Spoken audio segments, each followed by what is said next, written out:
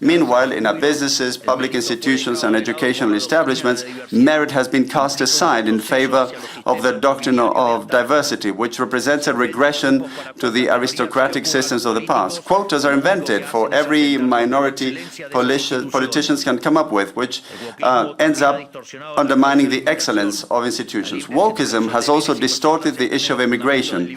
The free movement of goods and people is a fundamental pillar of liberalism. We know this well.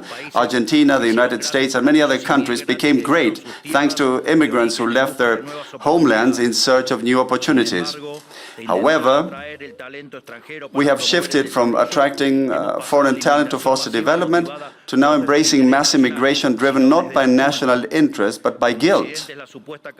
Since the West is supposedly the root cause of all of the world's evils in history, it must redeem itself by opening its borders to everyone, which leads to a form of reverse colonization that resembles collective suicide. So this is how we now see images of hordes of immigrants who abuse, assault, or even kill European citizens whose only sin was not adhering to a particular religion. But when someone questions these situations, they're immediately labeled racist, xenophobic, or even Nazis.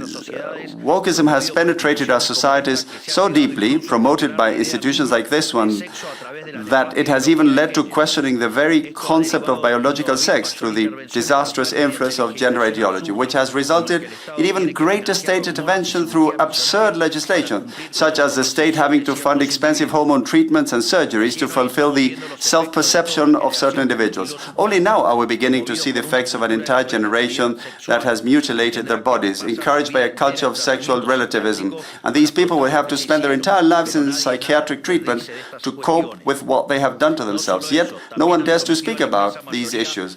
Not only that, but the vast majority have also been subjected to the misguided self-perceptions of a tiny minority. And wokeism also seeks to hijack our future, because by dominating the faculties of the world's most prestigious universities, it is shaping the elites of our countries to reject and deny the culture, ideas, and values that made us great, further damaging our social fabric.